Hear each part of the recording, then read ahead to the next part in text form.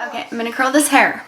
I went to bed last night feeling like I love it, I needed it. I woke up this morning and I was like, is that too blonde? Did I go too blonde? I don't know. I think every time I lighten my hair, I feel this way. Like, oh, it's too blonde. I'm gonna curl my hair. Do you like my hair?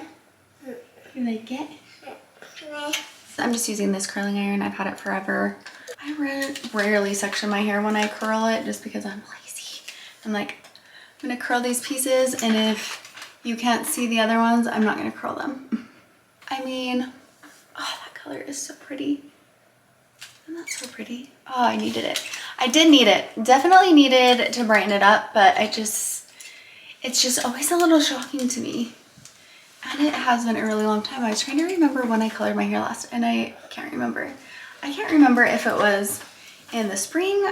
I felt like I colored it in the fall, but when I was coloring it, I was like, this has not been colored for a long time.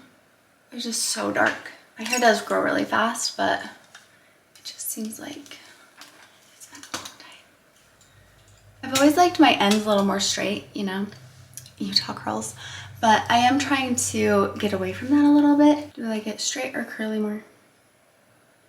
I just wanted to see what it looked like curled.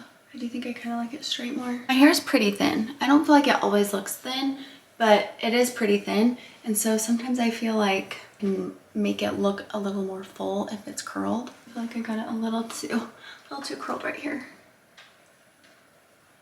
When my hair gets a little longer, I don't like to curl it with a flat iron. I just feel like sometimes the curls can be a little off and it takes me longer than with a curling iron. But I do like to go through and just do a few pieces so that all of my curls don't clump together. Okay, I talked about this hair oil on my stories because it was on sale. I think it is still on sale. I'm gonna put the link down below.